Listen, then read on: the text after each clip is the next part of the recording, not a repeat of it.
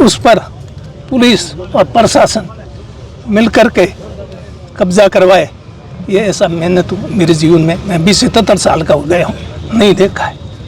अगर पुलिस और प्रशासन लोगों का कब्जा खाली करवा करके दूसरों लोगों को कब्जा सौंपे तो इससे ज़्यादा अन्याय मैंने तो मेरे जीवन में देखा नहीं। और ये सब मिली भगत से हुआ, राजनीति प्रभाव की वजह से और ये जाति विशेष के लोगों की वजह से ऐसा किया गया और पुलिस और प्रशासन उनके दबाव में है। साथियों नमस्कार। कलेक्ट्रेट के बाहर दुद्दू गांव का धरना चल रहा है। उस धरने पर पूर्व राजस्व मंत्री और पूर्व गुड़ामालानी के विधायक हेमाराम चौधरी भावुक हो गए और प्रशासन पर क्या आरोप लगाया है, पुलिस पर और पुलिस प्रशासन पर, वो सुने आप और इस खबर को पूरी देखें ताकि आपको पूरी जानकारी के साथ पता लगेगा कि हेमाराम चौधरी ने इसको लेकर क्या कहा है। धन्यवाद। लोनीनाडी मामले में जो परिवार है 2 दिन से धरने पर बैठा है, आज आप भी शामिल हुए हैं, क्या पूरा मामला है और क्या मांग है?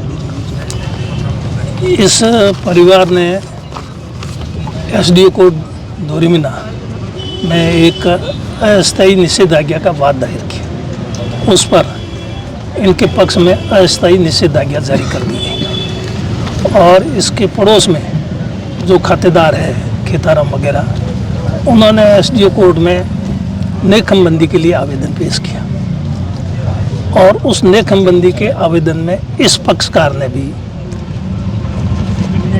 काउंटर एप्लीकेशन दी कि भी अगर नेकमबंदी का आप आदेश करते हो तो उसके साथ साथ हमारे खातेदारी की भूमि की भी नेकम उसके साथ साथ की जाए। लेकिन एसडीओ ने उनके आवेदन को खारिज कर दिया कि आपके खेत की नेकमबंदी नहीं की जाएगी, केवल खेताराम के पक्षकार की ही नेकमबंदी की जाएगी। ये आदेश उन्होंने पारित किया, जबकि पहले से अस्थायी निषेधाज्ञा इनकी भूमि की जारी की जा चुकी थी, तो उसके बाद में उनको नेकमबंदी का आदेश जारी नहीं करना था, पहली बात तो। उसके बावजूद भी उन्होंने उस नेकमबंदी के आदेश को जारी कर दिया और इनके आवेदन को खारिज कर दिया और उसके बाद में इनको नकल नहीं दी गई आदेश के बाद में, और अपील की मियाद के अंदर आनन फानन में जो आदेश जारी किया उसके तुरंत बाद में उन्होंने ये आदेश दिया पुलिस से इमदाद लेकर के कि मौके पर जा कर के नेकम की जाए और इनको बेदखल किया जाए। तो इस प्रकार, और जबकि ये जो काश्तकार हैं जो अभी यहाँ धरने पर बैठे हैं, इनकी जो ज़मीन है ये पीढ़ियों से वहाँ बैठे, इनकी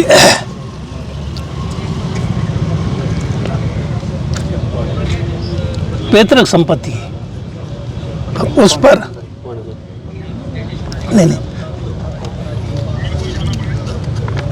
उस पर पुलिस और प्रशासन मिलकर के कब्जा करवाए, ये ऐसा मैंने तो मेरे जीवन में, मैं भी 77 साल का हो गया हूँ, नहीं देखा है।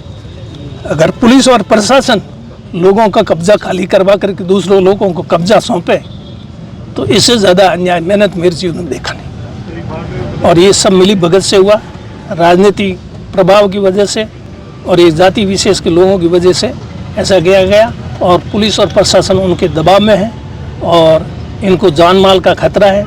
ये वापस वहाँ जाने से इनको ये धमकियाँ दी गई कि आपके अभी तो ट्यूबवेल और खेत ही गया है, आगे आपकी जान भी जाएगी, आप ये सोच करके तैयार हो जाओ, आपको अगर जिंदा रहना है तो आप यहाँ से ये खेत ठाणी और ट्यूबवेल सब छोड़ करके चले जाओ। सर, आज आप भी धरने में शामिल हुए, परिवार 2 दिन से बैठा है, यदि समय पर सुनवाई नहीं होती तो आगामी कदम क्या लेंगे? और समय पर सुनवाई नहीं तो लड़ाई लड़ेंगे, संघर्ष करेंगे, इसके अलावा तो और क्या कर सकते हैं। कुएं और ज़मीन है उससे ज़्यादा ज़िंदगी प्यारी होती है इंसान, इसलिए आके बैठे, बाकी यहाँ कौन आके बैठे।